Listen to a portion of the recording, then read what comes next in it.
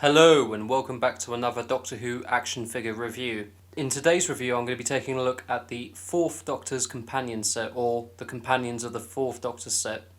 That is exclusive to B&M stores.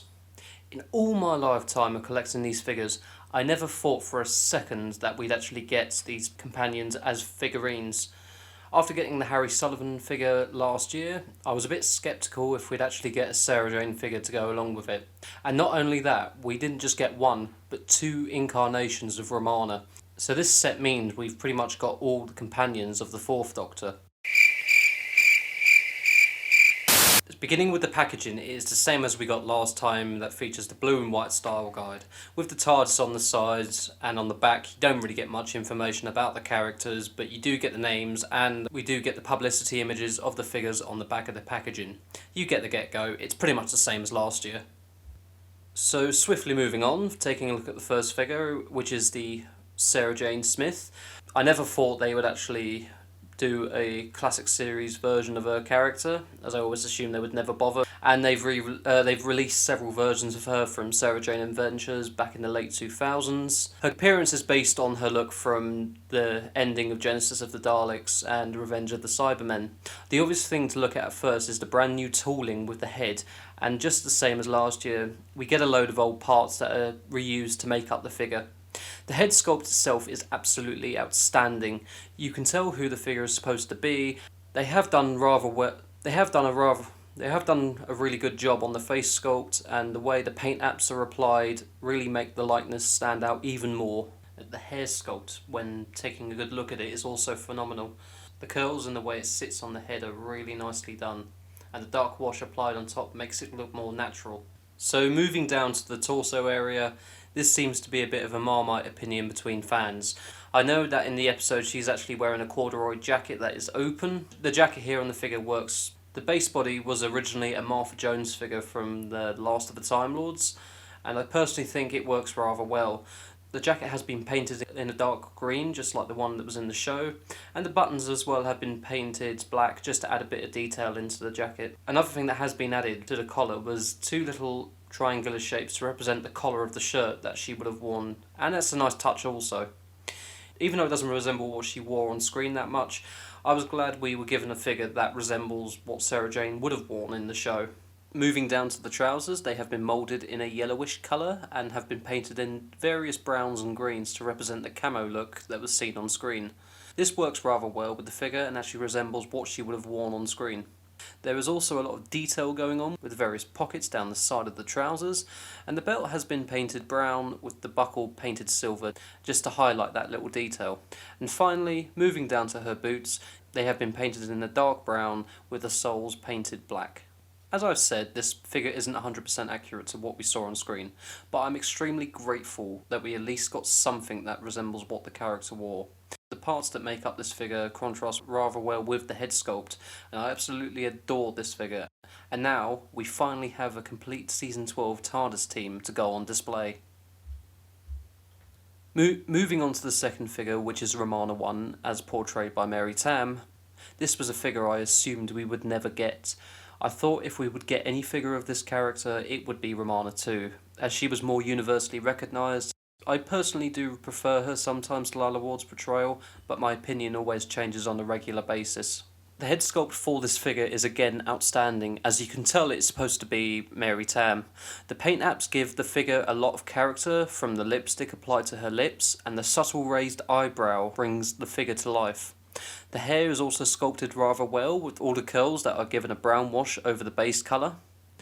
Moving down to the costume, it's not 100% accurate, but the colours do match.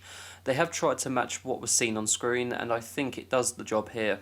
You have the white shirt and the jacket that has been painted in a sort of metallic pink, and the lower section of the arms that are the sleeves have been painted white to try and replicate the blouse that she would have worn in the Pirate Planet. I know some people aren't happy with the way the arms are painted, but I think it works well here. Quickly taking a look at the trousers and shoes, they have all been painted white, and they highlighted the belt by painting the buckle silver. Out of all 3 of these figures, she does come across as rather basic, but I am happy that we got this character at all rather than nothing. Like I said, it's not 100% accurate, but I'm glad we got something, as it's a lot more money these days just to create new head sculpts. I still think she looks amazing, and I am glad I can finally put her on the shelf along with K9 and the Fourth Doctor. The last figure of the set is probably one of my favourites, which is Ramana II, which is another stunning figure that I thought would never happen. They have done a tremendous job trying to replicate her look from Destiny of the Daleks. They have been really clever with this figure, as the main body is actually a Sarah Jane Adventures figure. Again, it isn't 100% matched to what we did see on screen, but I think the figure works well. The head sculpt is an absolute dead ringer to Lalla Ward. The paint job is nice and crisp. You can easily tell that it's meant to be her. The hair is also an amazing sculpt with the way it falls around her head, and it's just honestly stunning. It's been painted in a dark brown with a light blonde wash over the top to highlight the texture of the hair. The way that the hair has been sculpted is to accommodate the long scarf that she wears in the episode, which means that there is a slight gap to remove the scarf if you wish to do so. Removing the scarf, you get to see the fine details that were painted onto the coat. The base colour has been moulded in a pink colour, with all the burgundy piping on the coat. The buttons and the pockets and the cuffs have unfortunately been painted on, but the illusion is there to make it work, and again, I am rather happy with it. Again, there are some details on here that shouldn't be, like the buckles on the boots and the buckles on the cuffs, and the belt that's on the back of the coat, but that is something we couldn't escape when reusing old parts. Again, it's something that doesn't bother me too much, as I think the figure is outstanding anyhow. But it's something I got used to, and it doesn't take anything away from the figure itself. Moving down to the legs, they have been casted in the same colour as the coat, and you have the boots, which have been painted in a brownish burgundy colour with a gloss finish on top. And then one other thing that I will point out is that the dress on the Sarah Jane figure has been reused here. Again, I didn't think it would be possible to replicate the type of blouse that Lalla Ward wore in that episode, so they've just painted on top what would have been there. And it doesn't really bother me that much, as the coat is covering all the detail underneath, so it's just something that people will have to deal with if you have the figure itself. Again, this is a figure that I never thought would be produced, but here we have it, and the parts that they've reused work rather well here. And I'm glad that we can pair her with the Fourth Doctor and K9.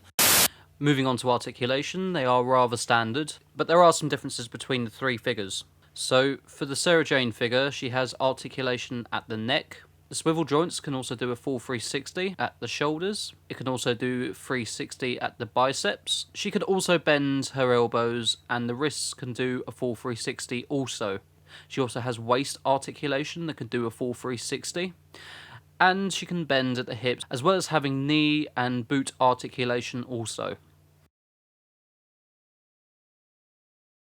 Moving on to Romana I, she has basically got the same articulation as Sarah, but the only difference is that she has articulation at the thighs. Other than that, she is pretty much the same. Again, having a quick look at Ramana II, she pretty much has the same articulation as Romana I, but the only difference between Romana I and II is that she doesn't have any thigh articulation. Overall, this set is a must-buy for any Fourth Doctor fan, and I am also amazed that we finally complete the set of companions for the Fourth Doctor, and it is a nice lineup for the Season 12, Season 16 and Season 17 lineup. Hopefully in the future we will get to see these head sculpts used again. They could easily paint up Lalla Ward's figure to look like her costume from the Horns of Nyman, and I'm still in shock that we finally have these characters as figures. I hope we get to see more companions released in the future. These figures are only available in B&M stores if you live in the UK. But you can purchase them on Amazon for people who are keen to get these in the US or any other country.